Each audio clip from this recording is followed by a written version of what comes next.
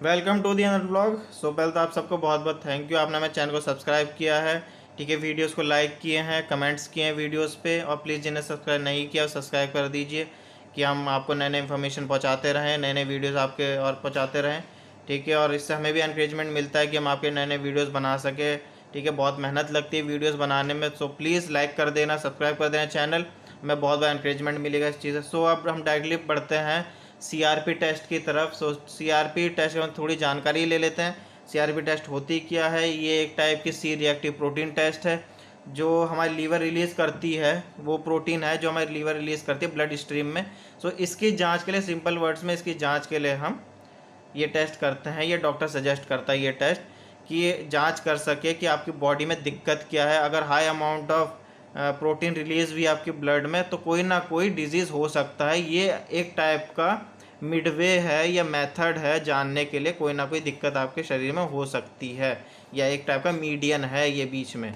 सो थोड़ी सी और इन्फॉर्मेशन लेते हैं। इसकी जो नॉर्मल रेंज होती है, ठीक है, जो एडल्ट में नॉर्मल रेंज होती है वो 6 से नीचे होनी चाहिए। ठीक है, newborns up to 3 weeks में, 3 वीक्स का अगर कोई चाइल्ड है तो वो 4 से नीचे, 4.1 से नीचे होना चाहिए, और इन्फेंट या चिल्ड्रन में 2.8 से नीचे होना चाहिए। ठीक है, अब डायरेक्टली हम टेस्ट या मेथड की तरफ बढ़ेंगे कि कौन कौन सा। तो जो मेथड यूज़ होगा वो है टर्बोलेटिक्स मेथड। ठीक है, सो ये है हमारे पास, ये है प्रोटॉन कंपनी का रिएजेंट है जो हम यूज़ करेंगे। ये है जेनेक्स सीआरपी। सो ये स्टैंडर्ड मेथड है जो हम करेंगे टेस्ट। सो इसमें एक और टेस्ट आता है, वो है HSCRP, जो होती है हाई सेंसिटिविटी सीआरपी टेस्ट होती है। सो उसमें वो इसलिए की जाती है, वो हार्ट अटैक्स के समय की जाती है, अगर किसी को दिक्कत हो रही है हार्ट की उस टाइम पे की जाती है। ठीक है, सो उसकी जो लो लो होता है, लो चांस होता है, 1 से नीचे होता है। जो एवरेज होता है वो 1 to 3 के बीच में होता है, 1 से 3 के बीच में होता है।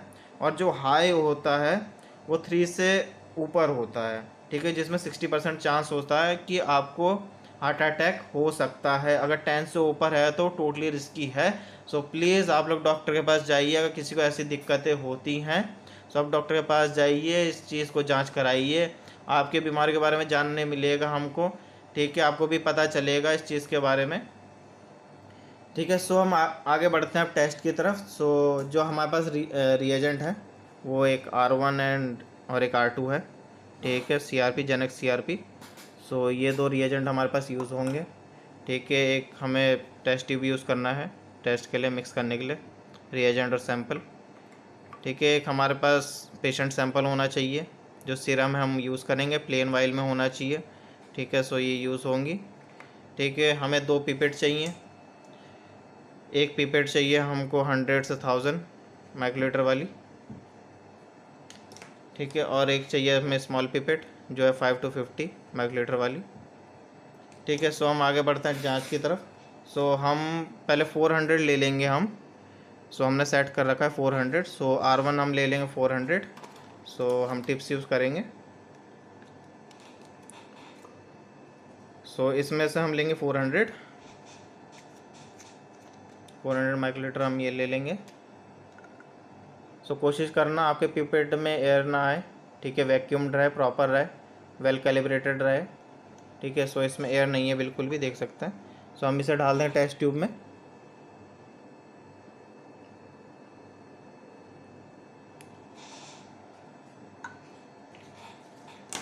सो अब इसके बाद लेंगे हम R2। लिड क्लोज कर लेते हैं, टिप्स चेंज कर लेना। और R2 लेना है हमको 100। सो हमें इसे हम 100 पे सेट कर लेंगे। सो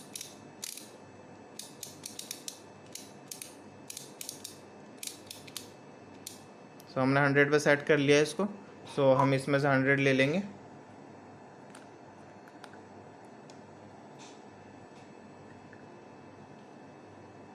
सो एयर ना आए बिल्कुल भी। सो हम इसे डाल दें टेस्ट ट्यूब में।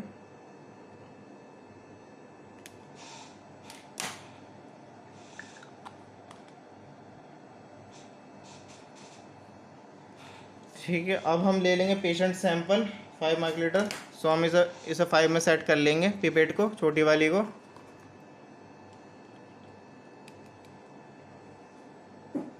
सो हम इसमें पेशेंट सैंपल ले लेंगे।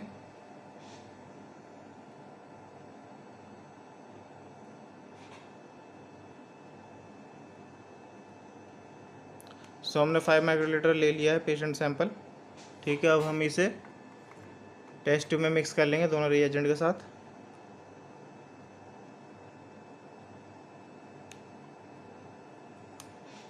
ठीक है, हमने इसे मिक्स कर लिया है प्रॉपर्ली। सो अब हम बढ़ेंगे अपनी बायोकेमिस्ट्री मशीन के पास। ठीक है, जिसे एनालाइजर भी बोला जाता है।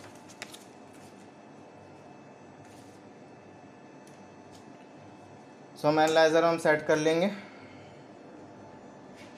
सो ये हमारी एनालाइज़र, ये अरबा कंपनी एनालाइज़र है कैम 5+V2 की।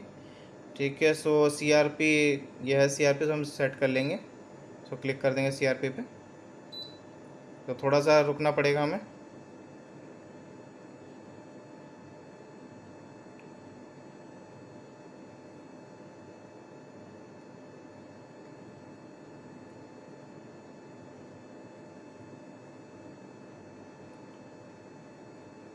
सो अब इसमें मांग रहा है एस्पायरेट वाटर। सो हर बार की तरह इसमें डिस्टिल वाटर यूज़ करेंगे।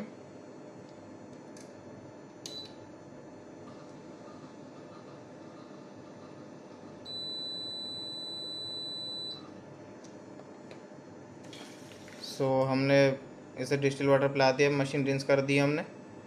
ठीक है, इसमें मांग रहे स्टैंडर्ड। सो स्टैंडर्ड हम इसको ऑलरेडी पिला चुके हैं, सो स्टैंडर्ड पिलाने की ज़रूरत नहीं है। ठीक है, हमें फीड करने की ज़रूरत नहीं है स्टैंडर्ड। सो हम इसको स्किप कर देंगे, यहाँ से नो कर देंगे।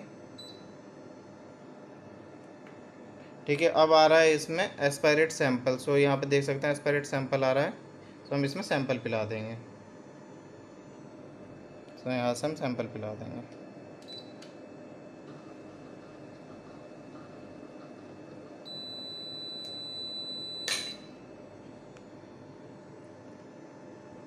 सो गाइस, अभी इसका डिले टाइम चल रहा है जो 5 सेकंड का होता है।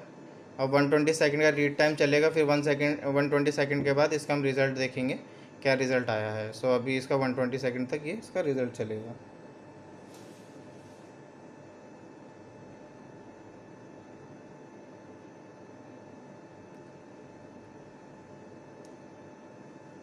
सो गाइस, अगर आपकी CRP 50 या 100 से ऊपर आ रही है, 50 से भी अगर ऊपर आ रही है, सो ये कैंसर केस में भी हो सकता है। कैंसर वालों को भी बोला जाता है ये टेस्ट करवाने के लिए। ठीक है, इसमें लिम्फोमिया हो सकता है।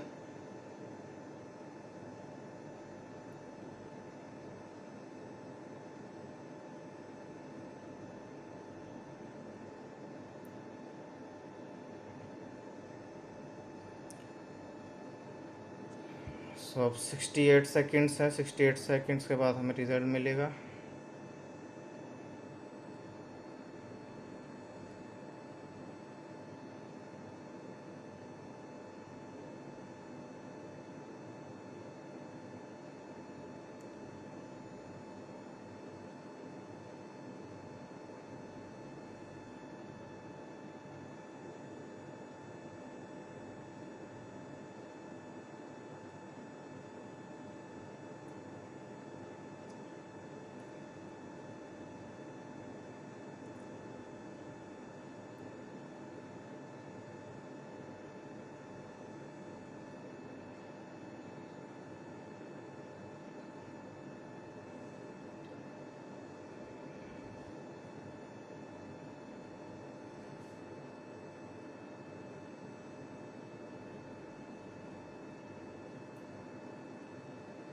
तो बाद हमारा रिज़ल्ट शो होने वाला है अब 5 सेकंड के बाद।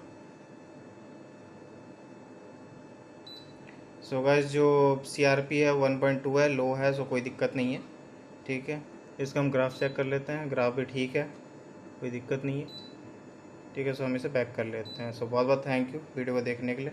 सो चैनल को सब्सक्राइब कर देना, वीडियो से लाइक कर देना। बहुत बहुत थैंक यू।